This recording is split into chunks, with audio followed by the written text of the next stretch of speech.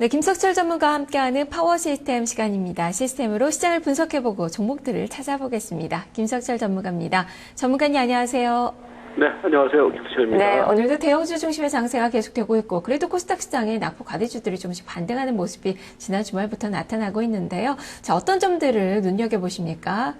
네, 자, 오늘 시장의 특징을 먼저 한번 점검을 해보면요. 일단, 대형주 중심의 유동성 장세는 계속해서 이어지고 있습니다. 근데 여기서 구분을 해야 될 것이, 지금 사실 시장의 주도 섹터를 말씀드리면은 사실은 IT라든지 자동차 섹터는 주도 섹터라기보다는 여전히 지수를 받치는 섹터로 보시는 게 맞아 보여요. 무슨 얘기냐면은 삼성전자가 이제 계속해서 지수를 끌어올리고 있는 상황이지만은 삼성전자를 제외한 종목군들, 그러니까 대형 IT 섹터의 종목들을 보면은요, 제자리 뛰기 하고 있는 상황, 그러니까 일정 정도의 어떤 박스권 구간 속에서 제자리 뛰기 하는 양상이 연출되고 있거든요. 그러니까 많이 빠질 때 사서 위에서 팔지 않으면 수익이 안 난다라는 거죠. 그래서 그런 흐름. 그 다음에 자동차 같은 경우에도요, 오늘은 자동차 섹터가 좋습니다. 근데 자동차 섹터가 지난 금요일 날에는 제일 안 좋았거든요. 그러니까 그게 무슨 얘기냐면은 IT라든지 자동차 섹터의 경우에는 일단은 그 제자리 뛰기, 그러니까 박스권 등락이 연출되는 국면으로 보시는 게 맞아 보이고요. 그리고 또 다른 하나, 이제 예를 들어서 지난주 같은 경우에서 가장 강하게 올라갔던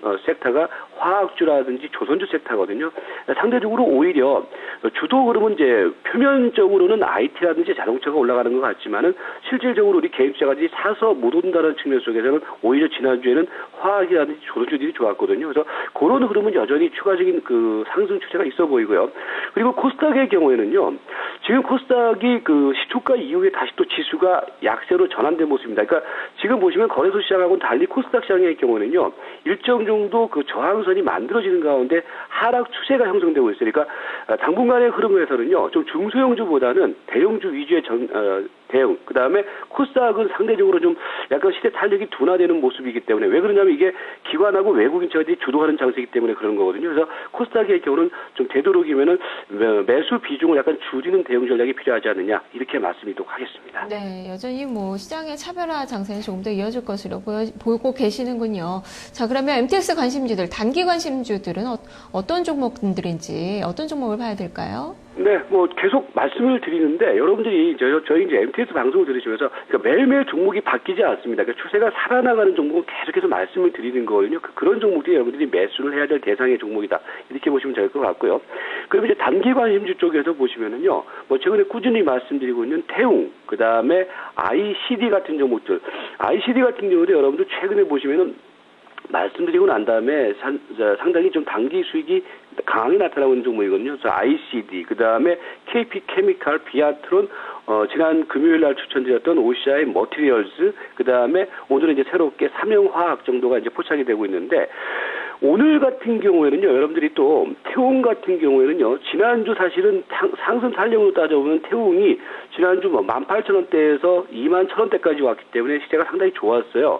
근데 오늘 보면은 눌림목 들어오는데 이게 추세가 이탈되지 않은 법인에서 눌림목이 들어오거든요. 그러니까 가지고 계신 분들의 경우는 오늘 팔 필요 없습니다. 그리고 매수를 고려하시는 분들의 경우는 오늘 5일선 근방에서 태웅 같은 경우에는 매수를 접근을 해도 크게 무리가 없다, 이렇게 보시면 될 것 같고요.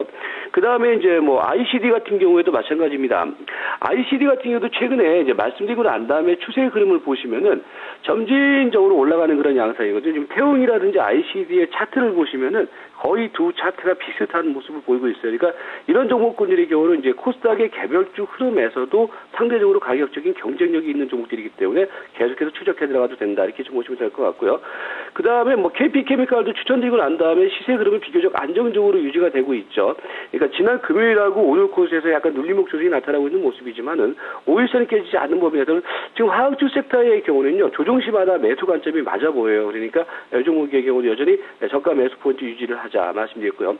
지난 금요일 날 추천드린 바 있었던 OCI 머티리얼즈 36,200원에 추천드렸는데, 지금 매수 추천드렸던 그 가격권대에 와 있는 모습인데, 오늘 정도 눌림목 들어오면은요, 36,000원을 전후로 하는 가격권대에서는 여전히 매수 관점 괜찮다, 이렇게 보시기 바라겠고요. 그 다음에 삼형화학은 또 잠시 후에 말씀드리도록 하겠습니다. 네, 삼형화학이 오늘 추천주군요. 자, 그러면 오늘 관심주들 또 대형주 쪽에서의 종목군들은 더 중요할 것 같은데요. 이들 흐름도 살펴주시죠. 자, 대형주 쪽에서는요, 여러분들이 제가 모두에 말씀을 드렸던 것처럼 지금 삼성전자는 계속해서 끌어나가고 있고, 근데 IT 섹터에서 대형 IT 섹터의 경우 사실 시세가 좀 찢어지고 있는 모습이에요. 찢어진다는 얘기는 시세들이 전체적으로 탄력적으로 움직인다기보다는 약간 선별적으로 움직이거든요. 그 가운데서 보시면 삼성테크인이라든지 이런 흐름은 여전히 살아있다라고 보여지고요. 그 다음에 포스코의 흐름, 지난주에 이어서 계속해서 주목해 볼 필요가 있어 보이고, 그 다음에 삼성중공업, 한진중공업 여전히 좋습니다. 그 다음에 화학주내에서 최선호주라고 말씀드리는 금호석유학도 계속해서 보시기 바라겠고요. 그 다음에 이제 바닥권에서 보면은요, 이제 그 오늘 보면은 하나케미칼이 바닥권에서 이제 탈피하는 모습이 확인되고 있어요. 이제부터는 매수 관점입니다. 그리고 지난주부터 올라가고 있는 대우조선이라든지 두산인프라과 두산중공업 정도를 보시면 될 것 같은데요. 최근에 제가 이제 삼성테크인을 말씀드리고 난 다음에 삼성테크인을 두 번에 걸쳐서 말씀드렸어요. 56,000원대에서 매수, 그 다음에 59,000원대에서 매수. 사실 그 다음에 이 시세가 올라가지를 못했어요. 그런데 최근에 보시면은 삼성테크인의 경우가 제가 이제 중기적으로 가져가자라는 말씀을 드리고 있는 이유 중에 하나가 IT 섹터 내에서 가장 매력이 있다라는 거거든요. 그런 측면에서 오늘 좀 시세가 약간 움직이고 있는 그런 모습인데, 오늘은 말입니다. 58,900원 정도를 지금 기록을 하고 있는데 59,000원 정도 이상으로만 마치게 되면요, 삼성테크인의 경우에도 이제는 레이스가 전개될 가능성이 충분히 있습니다. 그러니까 너무 단기적인 흐름으로 보지 마시고요. 삼성테크인은 약간 중장기적인 관점으로서 꾸준히 봐도 된다, 이렇게 말씀드리고요. 그 밖에 앞에서 말씀드렸던 오늘 보면은요, 한진중공업, 삼성중공업 이런 종목들이 약간 눌림목 들어올 자리거든요. 왜냐하면 지난주에 너무 많이 나갔기 때문에 눌림목이 들어와야 될 자리입니다. 그러니까 눌림목 들어오면은 얘네들은 여전히 사는 게 맞아 보이고요. 두산중공업 같은 경우에도 오늘 보면은 33일 이동평균선상에서 일단 1차적인 저항을 보이고 있는데, 이게 저항 보이면 한 5일선까지 올라올 거예요. 그러면 43,000원대 전후가격권대에서는 저가 매수. 그 다음에 하나케미칼의 경우에도요, 그러니까 제가 이제 지난번에 그런 말씀을 드렸을 거예요. 풍력 관련주, 태용을 중심으로 하는 풍력 관련주는 이제는 움직인다. 그런데 아직까지 태양광 관련주는 아직까지는 아니다. 근데 그 가운데서 선별적으로는요, 지금 하나케미칼이 움직이고 있는 상황이 연출되고 있습니다. 그래서 하나케미칼 같은 경우는 좀 개별적으로 이번 주에 좀 주목하면서 대응을 하자, 이렇게 말씀드리도록 하겠습니다. 네, 이들 종목군들 다 추세가 살아있어서 좀 더 시세를 좀 더 볼 수 있을 것 같네요.